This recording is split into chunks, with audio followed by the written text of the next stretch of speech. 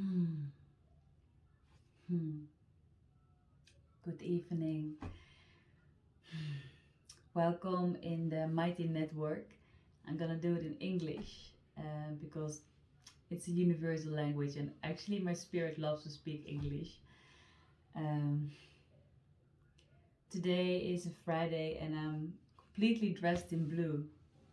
And for me, the color blue is a color for transformation, for purification, for a very bright spectrum of light that brings a lot of mystical information.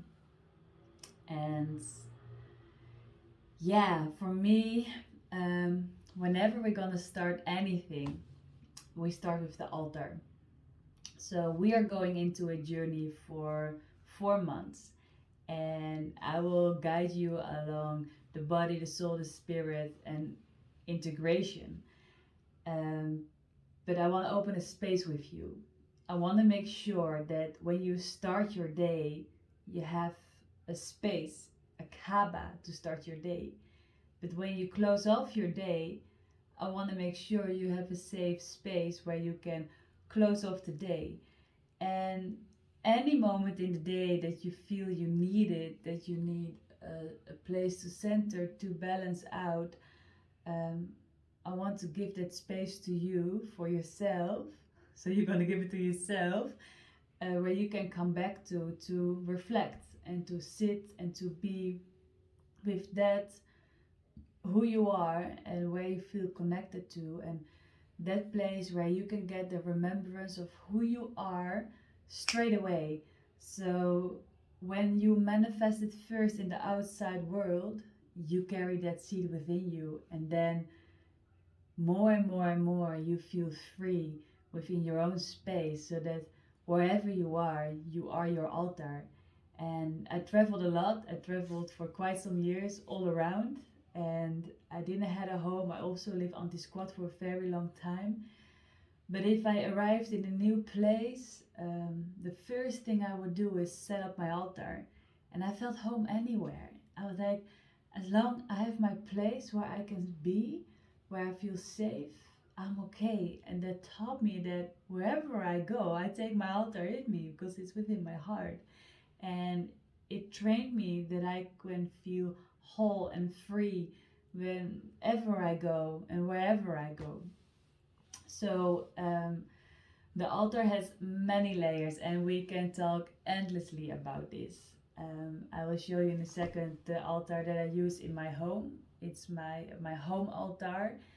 But if you come into Mahara, you know, in a way it's one big altar. So I will always place a crystal or a plant or a certain construction in certain corners to raise the energy, to give myself a perspective of something that reminds me of nature, of places where I've been. But since I have my own house, I had one little room free, and I straight away knew that this is gonna be my altar space.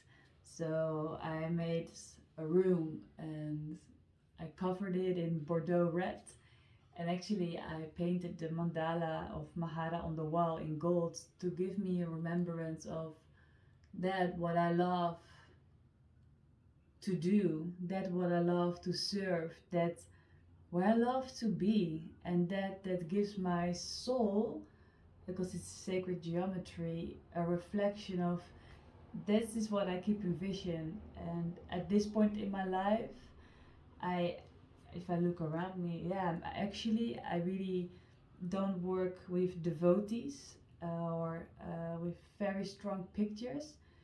I don't say that it's wrong, I don't say that it's right, but at this point, I feel for myself, I really love to work with the elements of nature, because that's the purest I can get to, because it's something that's created by creation. And I would love to work with flowers, with sand, with water, with crystals, with incense, with candles.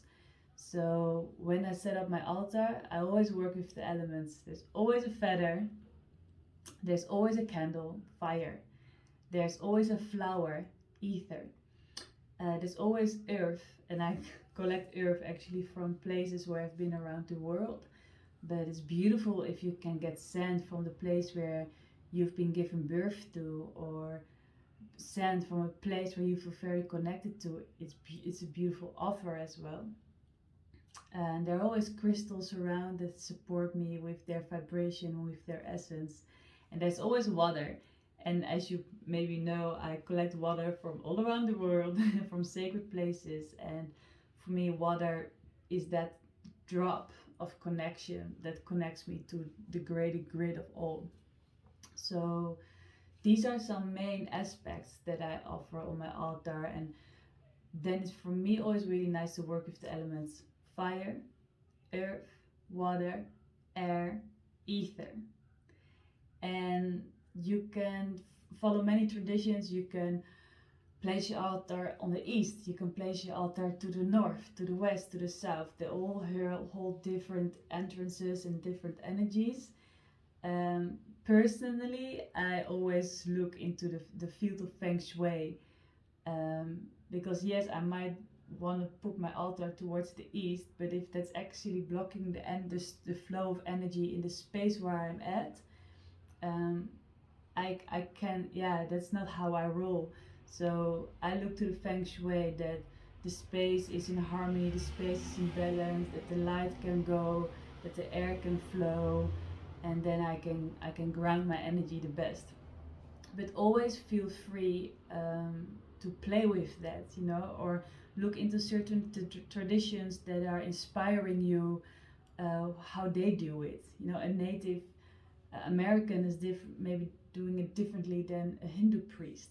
So it's if you feel called to a certain tradition, play with that and integrate those teachings in yours. And that's also how I came to my altar and altar building, and even my whole practice. My life is your altar in the end. This the physical altar is just a representation of that you carry within you. So I take many traditions and I make it into one. And if I look in my space, yeah, there are mystical books, writings about the Mayan traditions, tarot cards, sacred geometry, to a lot of instruments. And it doesn't make sense, but it does, because it's me. And this is you. And when you are reflecting yourself back on the elements that you are or that you love, that's you, and no one can judge about that. It's your own temple. And when you create that space for your soul to arrive, he or she can arrive. And it's a safe container where you're coming home to. And as we are now starting with the month of the body, I want to give your body a structure, a framework to relax into, so that your soul can come. When you go into meditation, when you go into prayer, you're working more towards the soul level, the level of where the soul is at. But then the foundation needs to be held. And an altar, for example, is a good physical space that you can create for the soul, because the soul in that essence is not so much physical, but you can make it physical. And I always have my instruments around me. Like when I play music, either I'm in nature or I play at my altar. And I couldn't play flute specifically, or hang drum. I'm getting there, but I'm training. But when I play, the most streams of inspiration are coming when I'm in prayer or when I'm in nature.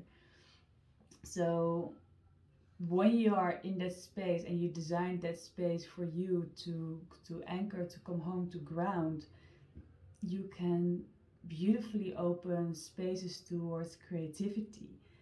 When you wake up in the morning and you sit at your altar, try one day to go into automatic writing. Make yourself a cup of tea, get a beautiful notebook that's specifically held for that energy, and start to write.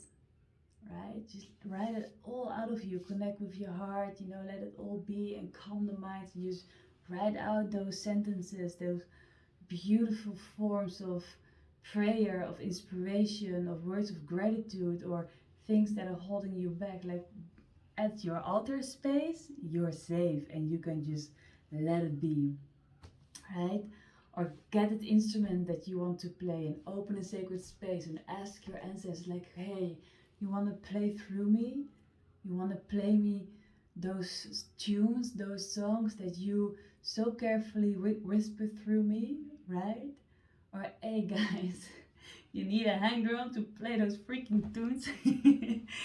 Let it, be creative and open that space for yourself to play, because often I see or I feel that the altar has been a little bit serious, which is also good because it's a serious act to come to awareness. But be playful, right? You can be the joker, you can be the comedian, you can be your singer, your writer. Make it fun for yourself, and sometimes it's nice to loosen up the things a little bit, so that when we come to our center, when we come to our essence, we can do it in full surrender and come to devotion through the play of life. And the trees and the flowers and all the natural elements, they're here, and they're here with us, and they're here for us, and nature is calling us home, and the elementals are there. So don't be surprised if you feel a fairy peeking through the window and it's like, hey, what are you doing there? I really, really like this vibration, right? Don't be surprised that when you're sitting in your space and the birds are, more coming into your awareness, because nature is loving it when we step into the sacred space. Nature is instantly reacting on that, and that's the gift of nature. When we arriving in the moment arrives, and magic can appear in your life, and through that we can start to dream our vision, our mission, our creation into manifestation. And for me, many things in life started at my altar. So now I will give you a little peek in my space. I can flip it. There you are. Ah, look at that, the flowers. So what I said, like my walls are red because I resonate with Bordeaux red. And this is actually the logo of Mahara on the wall. I painted the wall with Tachione and quartz. So here's just a little example of how I like to work. It's just me. I put in some money for the abundance. I put in some sand, some cotton. Actually, there's a beautiful thing about cotton that I want to share. So I heard from the Gokis, the native Indian from Colombia, when we cry, we have very special tears, because there are certain kind of tears. There are special tears coming out of our eyes. So when I cry and I'm in this space, this sacred space, I cry sacred tears. So when I release tears behind my altar, I pick it up with the cotton. And when I have my tear in the cotton, I will get the cotton, I pull it out and I give it back to nature. Because I don't know, it's such a blessing to do that. When we give our tears back to Mother Earth with our intention in it, for her it's also a beautiful release and a beautiful act of love, that when we cry together. And my tear of anything is my offer. And when I taught this, ever since I always have cotton with me. Even when I'm traveling, there's always a piece of cotton around to catch my tear and to give it back to nature. Maybe you wanna include it in your space. Switch it. So here's my water. It's always in the center of the altar. I have my bottle, which I always charge on like an sacred geometry tree plate. But I love to put the water open so the water will vaporize into the room. So the vibration of the room will get charged by the water that is vaporizing. So these are my crystals, my main crystals. This is my set I always carry with me. Yeah, be creative, you know, this is just me. Of course, a flower, of course, a candle, and always I have some essences. Sometimes I use sage, not so much. I work with Palo Santo and incense that I found that for me are resonating, like sandalwood. I love gentle and natural forms. Yes, and yeah, this is this and this and this. And some instruments. And if you think like, what is that? This book, I will tell all about it. It's the Gospel of Hip Hop. Yes. It's a serious play, and when it comes to music, man, through music, many messages have been shared. So I love hip hop, and I also really want to honor that in my altar space. So I hope this was clear for you and an inspiration. I understand you already work with altars, and I think this is something that we naturally do since we are like a young child, because it can just be that little stone that you have on your cabinet, you know, that's at the beginning of your altar. But I hope that this interaction will inspire you to go a little bit deeper in it. And if you have questions, reach out to me, please. Don't worry. I love to talk about these subjects. And yeah, I just want to say I wish you a lot of fun. And